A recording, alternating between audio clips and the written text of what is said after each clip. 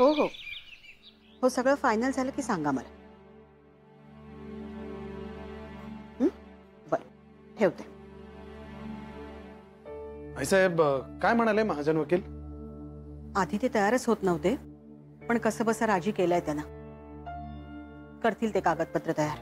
वेळेत होईल ना सगळं? सांगितलं तर आहे, करतील ते. जयदीप बघणार आहे, मी खरं तर आधीच सगळी प्रॉपर्टी ईशाच्याच नावावर करणार होते, पण त्यावेळी ती नको म्हणाली. आणि आता विक्रांतचा विश्वास मिळवण्यासाठी तिला प्रॉपर्टीचाच वापर करावा लागतोय. आय नो आई साहेब, हे खरं तर आजपर्यंत मलाही कधी प्रॉपर्टीची चिंता नव्हती. ती सगळी मलाच मिळावी असं सुद्धा कधी वाटलं नाही. पण दादा मात्र जयदीप, राजनंदिनीला त्यांनी प्रॉपर्टीच्या हव्यासापायीच फसवलं होतं. आज विचार केला तर वाटतं, का केलं त्यांनी असं? काय मिळवलं त्यातून? राजनंदिनीवर प्रेम करून, तिच्याशी छान संसार करून आपल्या कंपनीत काम करत राहिले असते तर ही सगळी प्रॉपर्टी त्यांना मिळालीच असती.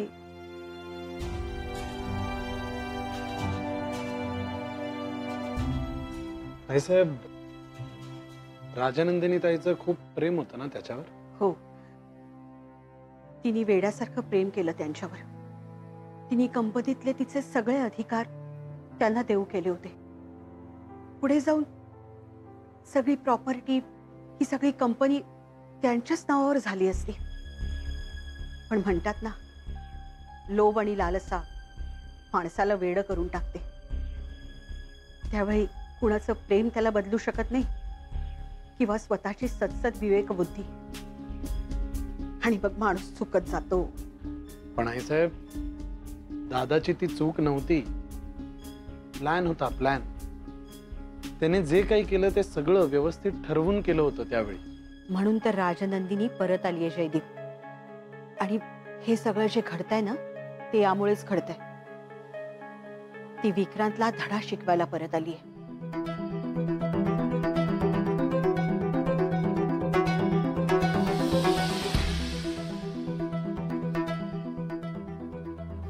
ओ गॉड, हे सगळे असे स्टुपिड सारखे का वागतायत? अजून ते राजनंदिनीच्या पुनर्जन्माचं भूत उतरलंच नाहीये का यांच्या डोक्यावरून? ईशाच्या नावावर प्रॉपर्टी, हे सगळं काय करतायत यार? How do I stop them? देवाची ये द्वारी उभा क्षणभरी देण्याची मुक्ती साजी. सर्जेराव काका, मी सरांना चहा देऊन आली आहे. ब्रेकफास्ट रेडी आहे ना? हो, आणि त्यांच्या डब्याची तयारी चाललेली आहे. बरं काका, सुमित फोन करतो का हो तुम्हाला? सुमित फोन करतो का तुम्हाला? हो ना, मध्ये मध्ये फोन करतो तो. बरं आहे ना? हो, मजेत आहे. ताई, त्याचं पुढचं शिक्षण चालू आहे आणि त्याला शिक्षणाची प्रचंड आवड आहे. किती छान. त्याला इथे एकदा बोलवाल? काय झालं? ताई साहेब, इथे जे काही चाललंय ते त्याला माहित नाही. खरं तर त्याच्या जीवाच्या भीती पोटीच मी आतापर्यंत गप्प आहे. ताई साहेब, एक विचार, म्हणजे त्याला इथे आणता येईल? का नाही आणता येणार? आपण नक्की आणूया त्याला इथे.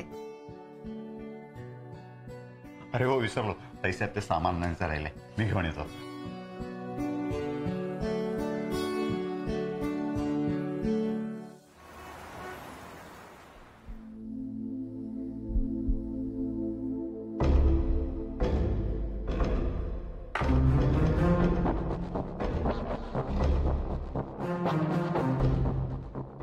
Good morning मायराजी.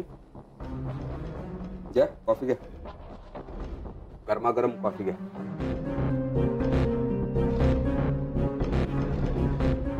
नकोय का?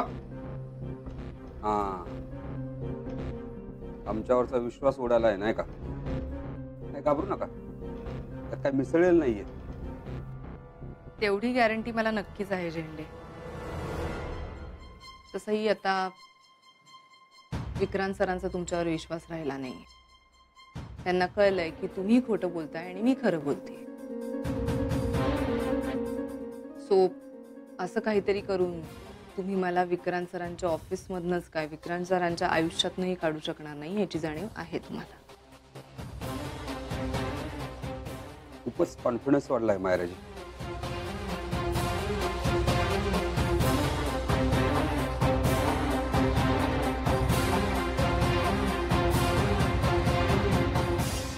एक गोष्ट लक्षात ठेवा मायराजी, वाघाची कातडी पांघरली म्हणून शिळी कधीच वाघ होत नाही. ते गुण ना रक्तातच लागतात. म्हणजे असं काय तुम्हाला कळत नाही तेच मला कळत नाही मायराजी. असे बरेच लोक आहेत की ज्यांना असं वाटतं की आपण विक्रांत सरंजामे व्हावं, ते शक्य होत नाही. समजा एखादा असं एक लहान लेकरू आहे आणि त्याने एकदा असं एक बारीक किडा किंवा एक अशी बारीक मुंगी मारली म्हणून का आपण त्याला शिकारी म्हणायचं का? म्हणायचं? द्या कॉफी द्या. मोठे मोठे शब्द वापरून, एवढी मोठी उदाहरणं वापरून खोटं खरं तर होत नाही ना. तेच म्हणतोय महाराजी, तेच तुम्हाला सांगण्याचा प्रयत्न करतोय, पण तुम्हाला कळत नाही. तुम्ही काल ईशाची बाजू घेतली म्हणजे खूप मोठी बाजी मारली असं समजू नका.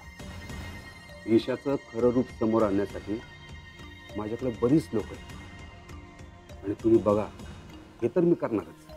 आपलं चॅलेंज आहे महाराजी तुम्हाला.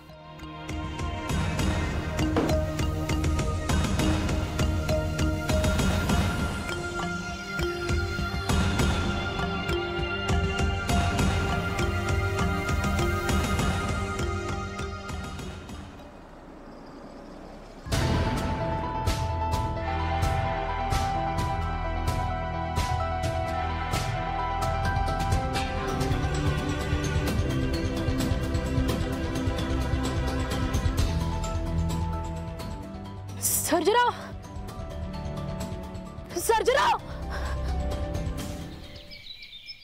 हे काय तू एकटीच किचन मध्ये? सर्जेराव कुठे आहेत?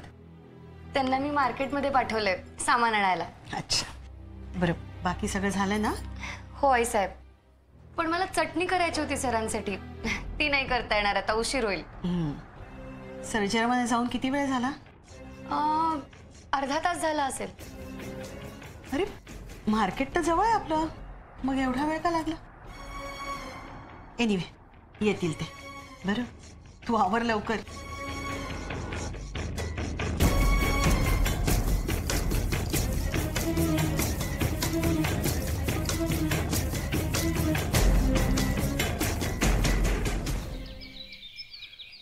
पण तुला का पटत नाही मी सांगतोय ते? अरे कसं पटेल, कसं पटेल सांग ना. इकडे हे बघ, तू सांगितल्याप्रमाणे हे मी रात्रीचे सगळे कॉल्स चेक केले. तुझा नंबर कुठे दिसतो सांग मला.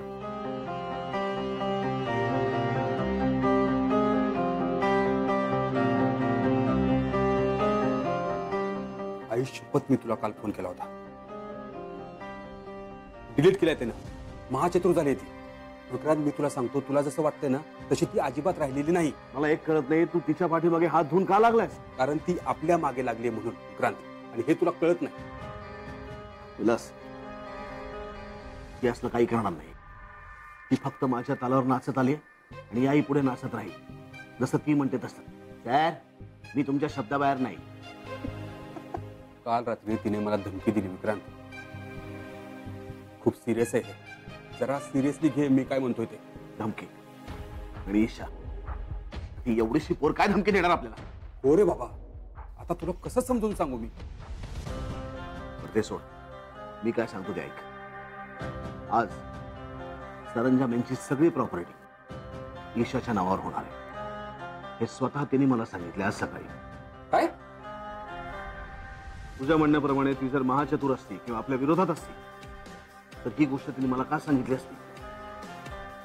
हे बघ, यामध्ये सुद्धा तिचा काहीतरी डाव असू शकतो, काहीतरी गडबड नक्की असणार. तू ना विक्रांत, प्लीज तिच्यावर अजिबात विश्वास ठेवू नकोस. विलास, एव्हाना वकील घरी आला असेल आणि तू माझ्याशी चॅलेंज लावत जाऊ नकोस.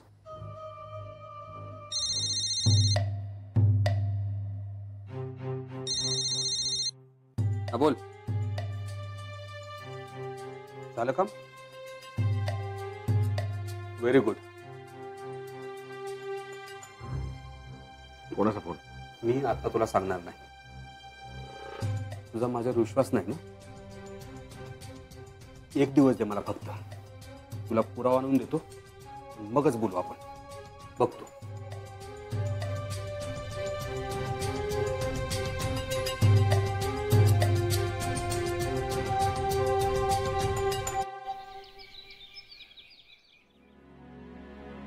आईसाहेब, सर्जेराव काका आले का? अगं बराच वेळ झाला त्यांना जाऊन ना. अजून कसे आले नाहीत माहित नाही. हो ना, एव्हाना यायला हवे होते ते. वहिनी फोन कर ना त्यांना. भाऊजी, मी केला ट्राय, पण त्यांचा फोन लागत नाहीये. थांब, आपण बॉबीला सांगूया. नाही आई साहेब, बॉबी सोनियाच्या घरी गेलाय. डोंट वरी, मी बघतो. सिक्युरिटीला सांगतो. आईसाहेब, आईसाहेब, ते सर्जेराव. काय ग, काय झालं? मंदाताई, काय झालंय? कुठे आहेत सर्जेराव काका? मी लॉन्ड्री मध्ये जायला निघाले होते. सर्जेराव मला परत येताना दिसले.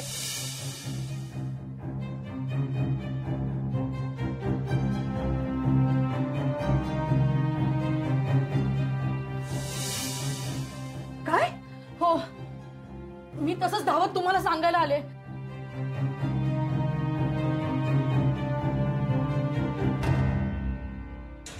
बस इथं. बांधा रे. ए गप. आवाज बांध. गप बस. गप.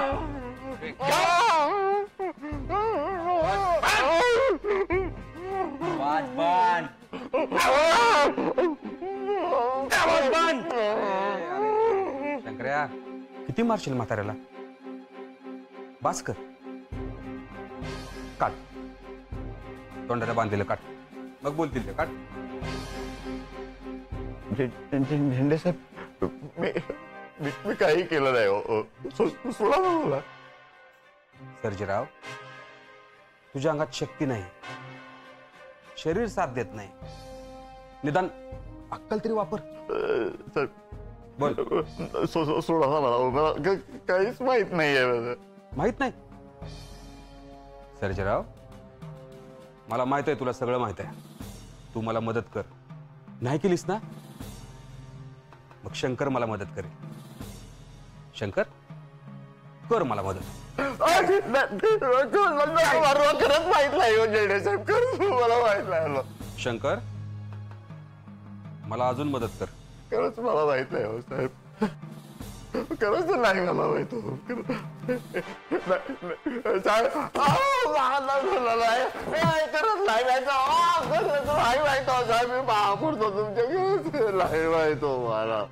बस. आपल्या गेट जवळचं सीसीटीव्ही फुटेज चेक करा आणि त्यात सर्जेरावांबद्दल काहीही दिसलं तरी मला इमिजिएटली कळवायचं. ओके? या. वहिनी, मी सिक्युरिटीला सांगितलंय सीसीटीव्ही फुटेज चेक करायला. आणि आई साहेब, आय थिंक आपण पोलिसात जाऊन कंप्लेंट केली पाहिजे. पण ॲज शी सेड, त्यांना कोणीतरी उचलून घेऊन गेले. So may be it's a kidnap. ठीक आहे, तू फोन कर पोलिसांना. मंदा, सर्जेरावांचा एखादा फोटो आहे का बघ. हो, बघते. भाऊजी थांबा, आपण पोलिसात नको जायला. अगं पण मला वाटतंय की मंदाताई सांगतायत त्याप्रमाणे जर त्यांना उचलून नेलं असेल तर हे झेंडे सरांचं काम असण्याची शक्यता आहे. विलासचा? राईट. वहिनी म्हणते तसं असू शकतं. पण मग आपण आता काय करूया वहिनी? भाऊजी, आपण ऑफिसला जाऊयात. तिथे जाऊन ठरवू काय करायचं ते. अगं पण पोलिसांना का नको? ते पटकन शोधून काढतील ना. आईसाहेब, पोलिसात गेलं तर विक्रांत सरांना सगळं कळेल म्हणून नको. म्हणजे आपण ही रिस्क नको घ्यायला. आणि मी काढते ना सगळं शोधून. पण भाऊजी, त्यासाठी आपल्याला ऑफिसला जावं लागेल.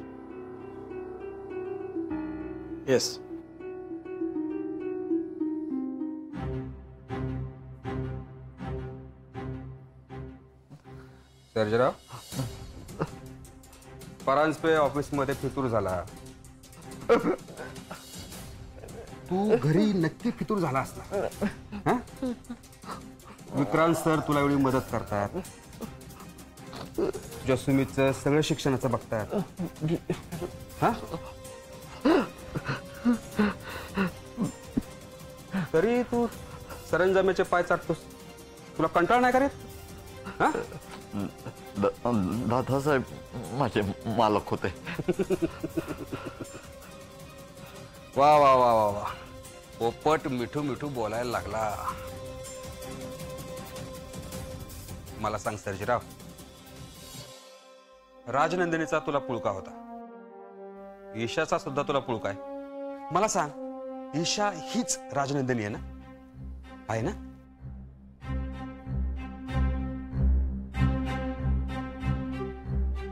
बोल पटकन, कोण आहे ईशा? बोल. ईशाताई साहेब विक्रांत साहेबांच्या पत्नी आहेत. अरे बापरे, खूपच महत्वाची माहिती दिलीस की. हे मला माहित नाही का? ते मला माहित आहे सर्जीराव. नवीन काहीतरी माहिती सांग. नवीन काय बोलू? हा, असं ईशा राजनंदिनीचा पुनर्जन्म आहे. माझ्याबद्दल आणि विक्रांत बद्दल तिला सगळं माहित आहे. ईशा राजनंदिनीच्या रूपानं परत आली आहे आमचा बदला घ्यायला. परांजपे आणि तू सुद्धा तिला सामील आहे. जयदीप आणि मायरा पण सामील आहेत. हे सगळं असंच्या असं बोलायचं, कळतंय? मी नाही बोलणार. नाही बोलणार? अजून जगायचं ना तुला?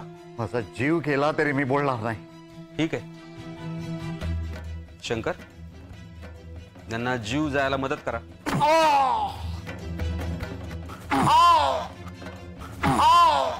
आत्ता तरी बोलणार आहेस का नाही?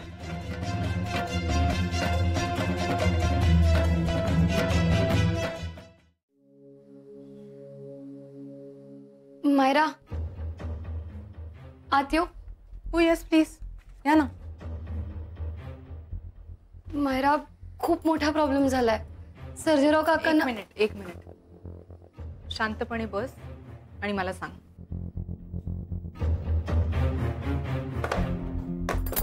आता सांग काय झालंय. मी सांगतो.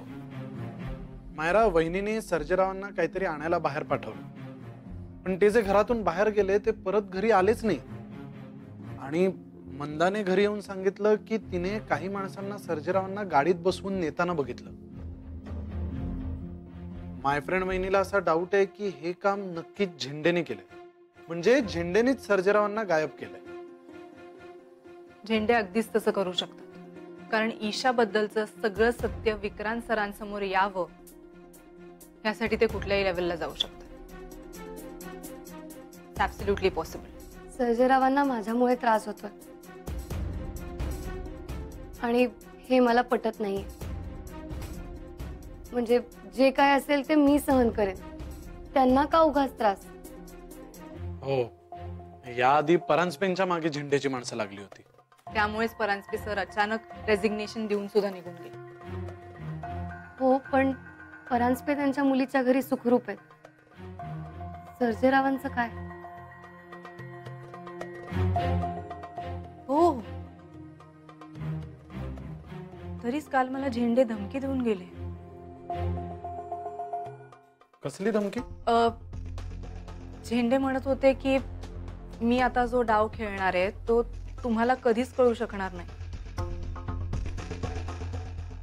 मला असं वाटतं की सर्जेरावांच्या तोंडून ईशाबद्दलचं सगळं सत्य ते वदवून घेणार आहेत. That's what I think. Correct. पण झेंडे आत्ता कुठे असतील? I am sorry, I have no idea. पण मग आपल्याला कसं कळणार की झेंडे कुठे आहेत आणि सर्जेराव कुठे आहेत? ऍक्च्युली झेंडे कुठे आहेत हे फक्त एकाच व्यक्तीला माहिती असू शकतं, आणि ती व्यक्ती आहे विक्रांत सर. कारण झेंडे सगळ्यांना खोटं बोलू शकतात, विक्रांत सरांना नाही. Good idea. नाही, पण हे सगळं घडवून कसं आणायचं? जे आपल्याकडे वेळ फार कमी आहे. म्हणजे झेंडेंचा जर का फोन आला तरच हे शक्य होईल. नाहीतर कसं कळणार? फोन. करेक्ट. मायरा, आपल्याला विक्रांत सरांचा फोन टॅप करता येईल? हो, करू शकतो. आय मीन त्यांच्या सेफ्टी रिझन्ससाठी तशी सिस्टीम आम्ही बसवून ठेवली आहे, so we can actually do that. मग विक्रांत सर झेंडे सरांना फोन करणारच. कसं काय? ते तुम्ही माझ्यावर सोपा. तुम्ही दोघं विक्रांत सरांचा फोन टॅप करा. ओके? ओके. मी आलेच.